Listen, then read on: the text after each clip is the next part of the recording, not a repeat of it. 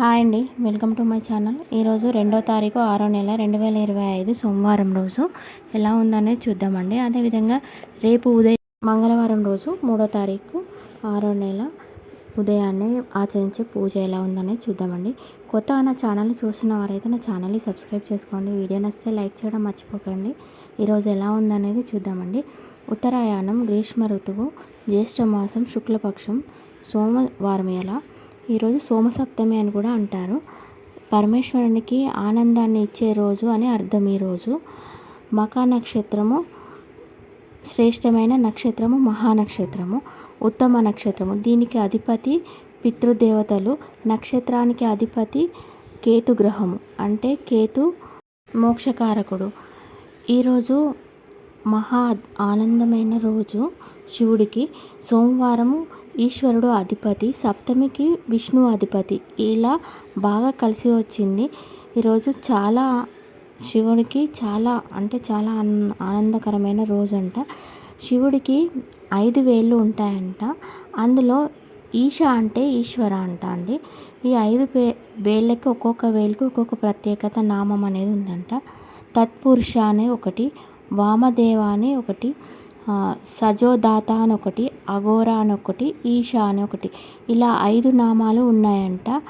మనము జపించవలసిన మంత్రము ఈరోజు ఓం సాంబ సదాశివాయ నమః, ఓం సాంబ సదాశివాయ నమః, ఓం సాంబ సదాశివాయ నమః అనే మంత్రాన్ని మనము ఇలా కుదిరితే 108 సార్లు జపించుకోవడం వల్ల మనకు తృప్తికరమైన జీవితాన్ని ఇస్తుందంట, ఆనందాన్ని అందిస్తాడంట. ప్రతిరోజు ఏ మనిషి కూడా ఎంతో కష్టపడి వస్తాడు కదా, వాళ్ళకి తృప్తి ఆనందము ఉంటేనే అతను గొప్ప శ్రీమంతుడు అవుతాడని అర్థము. అలాంటి ఆనందం కావాలి అంటే ఈరోజు మంత్రబలంలో మంత్రాన్ని జపించండి. ఈరోజు మంచి మాట. మన జీవితంలో ఏదైనా పొందాము, సాధించాము, కేవలం మనది అనేది పుట్టుకతో తెచ్చేది, మరణంతో పట్టుకపోయేది ధర్మము, కర్మము. అంటే కర్మము అంటే పాపము, ధర్మం అంటే మనం చేసిన పుణ్యఫలాలు. ఇలా వీటి మధ్యలో మనము ఎన్నో రుణానుబంధాలు ఎన్నో వస్తూ ఉంటాయి, పోతూ ఉంటాయి.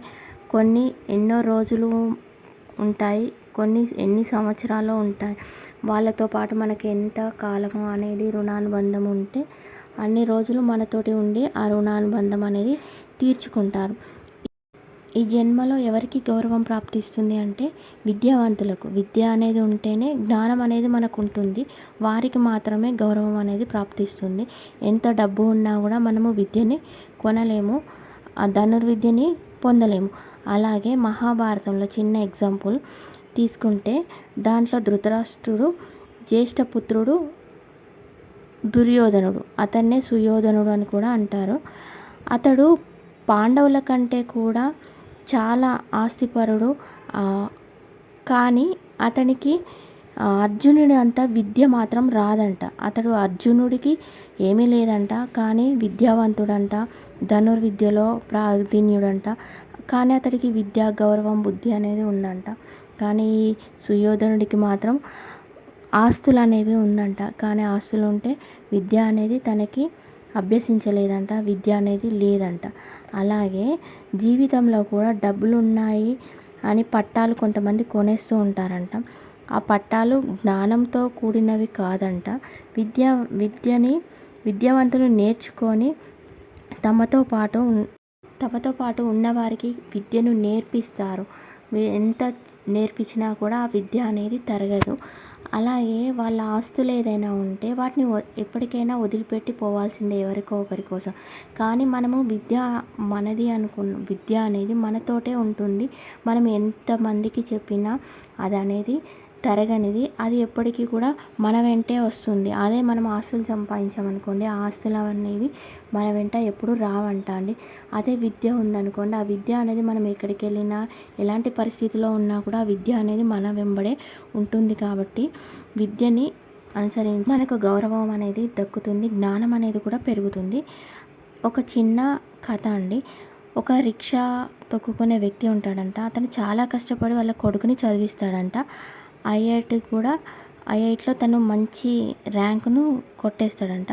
అదేవిధంగా ఇంకొక ప్రభుత్వ ఉద్యోగి అంటే ఒక బస్సు నడిపే వాహనదారుడి కూతురంట. ఆమె కూడా చాలా కష్టపడి ఆమె కూడా మంచిగా చదివి ఐఐటీలో మంచిగా క్వాలిఫై అయ్యి మంచి మెరిట్ మార్క్స్ తోటి అలా క్వాలిఫై అయిన తర్వాత తను విద్యలో రాణించి తర్వాత ఎంబీబీఎస్ చేసి వాళ్ళు ఇద్దరు కూడా డాక్టర్లు అయిపోయారంట. కానీ వాళ్ళకి చిన్నప్పుడు వాళ్ళకి ఉండడానికి కూడా సరిగ్గా ఇల్లు అనేది ఉండేది కాదంట. చిన్న పూరి గుడిసెలో ఉండి అలా విద్యను అభ్యసించి వాళ్ళ తల్లిదండ్రులు చేసే కష్టాన్ని చూసి ఆ కష్టానికి తగ్గ ఫలితం అందించాలి అని వాళ్ళు మైండ్లో ఫిక్స్ అయిపోయి అలా పెద్ద స్థాయికి ఎదిగిపోయారంట. ఇప్పటికీ కూడా వాళ్ళు ఒకసారి గురువుగారిని కలిశారంట. అదే గొప్పవారి పిల్లలు ఉంటారు కదా, వాళ్ళు చిన్నతనం నుండెళ్ళే వాళ్ళకి అన్ని సుఖాలు అనేవి అనుభవిస్తూ ఉంటారు. వాళ్ళకి కష్టం అనేది తెలియదు. అలాంటి వాళ్ళు తల్లిదండ్రులకు ఇంకేం పెడతారు అనేది ఈరోజు చెప్పడం జరిగిందండి. ఆ పిల్లలని అతి సుఖంతో పెంచినా కూడా వాళ్ళు విద్యను అనేది సరిగా అభ్యసించరు. అదే మన తల్లిదండ్రులు చేసే కష్టాలను చూసి మనము మంచి స్థాయిలో ఉండాలి, మన తల్లిదండ్రులకి ఇలాంటి కష్టాలు రావద్దు అని వాళ్ళ మనసులో అనుకొని వాళ్ళు గొప్ప ఆశయంగా పెట్టుకొని వాళ్ళు ఏదైనా సాధించుతారు. అదే గొప్పవారి పిల్లలు ఉంటారు కదా, వాళ్ళకి చిన్నప్పటి అన్నీ ఉంటాయి కాబట్టి వాళ్ళకి కష్టం అనేది తెలియదు కాబట్టి ఇక వాళ్ళేమో వాళ్ళ తల్లిదండ్రులను చూసుకుంటారనేది ఈరోజు తెలియజేయడం జరిగిందండి మంచి మాటగా. అలాగే పాపపుణ్యాలు కర్మలు అనేవి కూడా మనం చేసే దాని మీద ఆధారపడి ఉంటాయని చెప్పడం జరిగిందండి. రేపు ఉదయము అంటే రేపు మంగళవారము ఉదయము 3వ తారీఖు ఉదయాన్నే ఆచరించవలసిన పూజ అండి. రేపు మంగళవారం అష్టమి కాబట్టి దుర్గాదేవిని పూజించాలి. రేపు చాలా శక్తియుతమైన నక్షత్రము ఉంది, అష్టమి రెండు కలిసి వచ్చాయి కాబట్టి ఆ శుక్రుడు కూడా ఉంటాడు కాబట్టి శ్రీదేవతలను అంటే దుర్గా పరమేశ్వరి కానీ లలితాంబ కానీ జగన్మాత కానీ రాజరాజేశ్వరి కానీ ఇలాంటి దుర్గామాత ఇలా శక్తి అమ్మవార్లు ఉంటారు కదా, అలాంటి ఆలయానికి ఉదయాన్నే వెళ్ళాలంట అండి. వెళ్ళి 5 ప్రదక్షిణలు అనేవి ఆలయం చుట్టూ చేసుకున్న తర్వాత ఆలయంలోకి వెళ్ళి 2 నెయ్యి దీపాలు వెలిగించి అమ్మవారికి నమస్కరించుకొని రండి.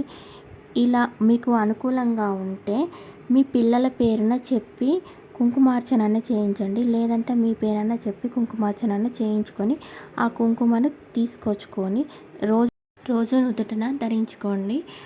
మీకు పిల్లలు ఇంట్లో ఉంటే ఆ పిల్లలకి కూడా పెట్టండి అని చెప్పడం జరిగిందండి. అలా చేయడం వల్ల దేవతా అనుగ్రహం అనేది వారిపైన ఉంటుంది. ప్రకృతిలో ఉన్న చెడు దృష్టి అనేది కూడా దూరం అవుతుంది. రేపు ఉదయాన్నే పూజ అందరూ ఆచరించుకోండి. అదేవిధంగా ఈరోజు సాయంత్రం ఆచరించవలసిన యోగక్షేమము.